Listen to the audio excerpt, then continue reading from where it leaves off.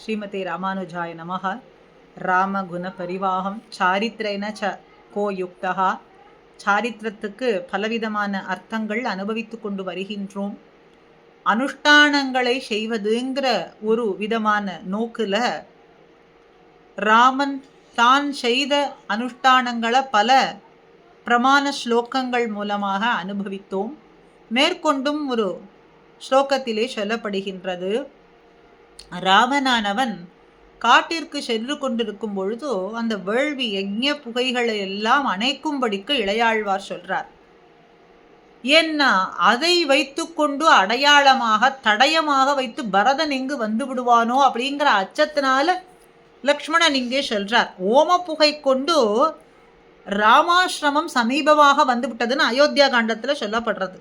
சேனைகளை எல்லாம் திரட்டி கொண்டு பரதன் வந்து விட்டானோ, இந்த ஓம புகையை ஒரு சாக்காக வைத்து கொண்டு வந்திருக்கானா அப்படிங்கிற அதிசங்கை, அவருக்கு பயம், சந்தேகம். அக்னிம் சம்சயத்து ஆரியகான்னு அந்த ஹோமாக்னியை அணைத்து விடும்படிக்கு இந்த லக்ஷ்மணர் சொல்றாருன்னு.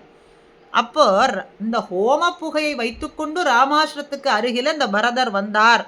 வழி தெரியாமல் போவதற்காக, அவர் வரக்கூடாது, அடையாளம் தெரியக்கூடாதுங்கிறதுக்காக இப்படி சொன்னார் அப்படிங்கிறது இங்க தெரிய வருகின்றது.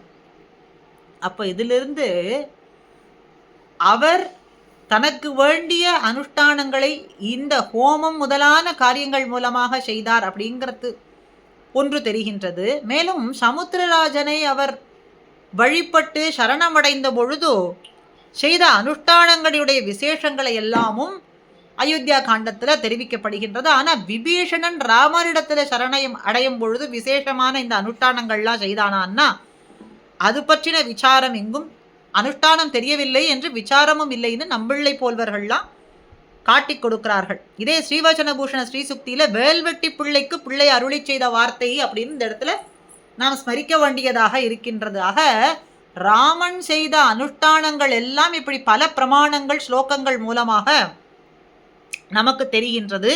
இதுல இடையே ஒரு ஆக்ஷேப சமாதானம் வேறு சொல்லப்படுறது. நித்திய நைமித்திக கர்மங்கள்லாம் விஷ்ணு பக்தர்களுக்கு தானே, விஷ்ணுவே செய்ய வேண்டுமா?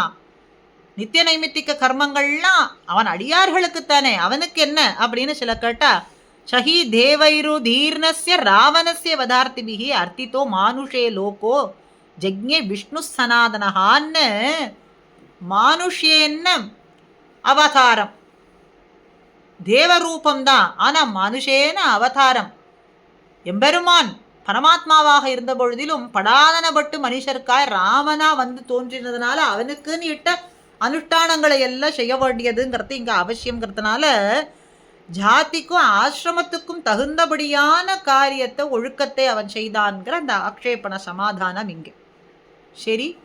ஆக பெரியோர்களினிடத்துல பணிந்து கேட்பது, மாத்ரு பக்தி, தெய்வ பக்தி, பித்ருபக்தி கொண்டிருப்பது, அதுக்கு மேலே அனுஷ்டானங்களை கடைபிடிப்பது, இதெல்லாம் சாரித்திரம்னு பார்த்தோம். இதுக்கு மேலே அடுத்த சாரித்திரம்ங்கிறது தெய்வ பக்தி கொண்டிருப்பது. தெய்வ பக்தி கொண்டிருப்பதை சாரித்திரம் அப்படின்னு சொல்றது.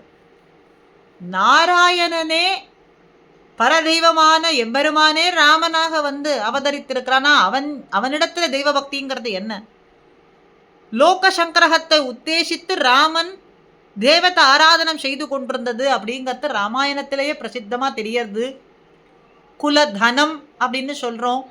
ராம குலதனம், இஷ்வாகு குலதனமாக ரங்கநாதருடைய திருவாராதனம் நடந்து வந்ததுங்கிறது அவருடைய மனு முதலான ராஜாக்களினுடைய சரித்திரத்திலேயும் தெரிய வருகின்றது. பட்டாபிஷேக சமயத்துல பலருக்கும் பரிசளிக்கக்கூடிய சமயத்துல விபீஷண ஆழ்வாருக்கு தன்னுடைய குலதனமான ரங்கநாதனையே பரிசளித்தார் அப்படிங்கிறது அயோத்தியா காண்டத்துல சகபத்னியா விசாலாக்கியா நாராயண முபாக்கமத்துன்னு சொல்லப்படுறது. யுவராஜ பட்டாபிஷேக சமயத்திலேயும் ராமனும் சீத்தையும் நாராயணனை தொழுதார்கள் அப்படின்னா தியாயன் நாராயணம் தேவம் அப்படின்னு.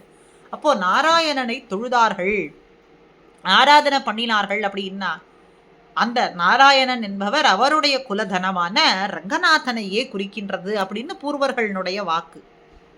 சரி, இப்ப ராமனுடைய இந்த தெய்வ பக்திங்கிற சாயத்திரத்தினுடைய விவரணத்தை ராமாயணத்திலே எடுத்து சொல்றார்கள். யுத்த காண்டத்துல லப்த்வா குலதனம் ராஜா லங்காம் பிராயாத்து விபீஷணகா அப்படின்னு சம்பிரதாய பொருளை இந்த இடத்துல பூர்வர்கள்லாம் நன்னா விவரித்து காட்டுறார்கள். பட்டரும் ரங்கராஜ ஸ்தவத்துல 4 ஸ்லோகத்துல இதை நன்னாக அருளி செய்கிறார். பூர்வ சதகத்தினுடைய முடிவு ஸ்லோகத்துல ரங்கேந்தோஹோ பதகிசலையே ஹேமாம்போஜை நிபிட்ட நிக்கட்டே ராமசீதோபனீதையின்னு அழகா அற்புதமா இந்த ஸ்லோகத்துல அருளி செய்கிறார். திரேதாயுகத்துல ராமனும் சீதையும் அர்ச்சனை செய்த புஷ்பங்கள்லாம் இற்றைக்கும் ரங்கநாதனுடைய திருவடி சார்பில் திகழ்றதாக இந்த ஸ்லோகத்துல வர்ணித்து சொல்லப்படுறது. அப்போ ராமாவதாரம் எப்போ? திரேதாயுகத்துல. அப்ப ராமனும் சீதையும் பூஜை பண்ணார்கள், அர்ச்சித்தார்கள்னு அந்த புஷ்பங்கள் இன்னும் ரங்கநாதனுடைய திருவடி வாரத்துல தெரிகின்றது. அப்படி இன்னும் உத்தர சதகத்துல சர்காபியாச விசாலையா நிஜதியா அப்படிங்கிறதுல ரங்கநாதன் நெடுநாட்களாக பிரம்மாவனாலே தொழப்பட்டார்.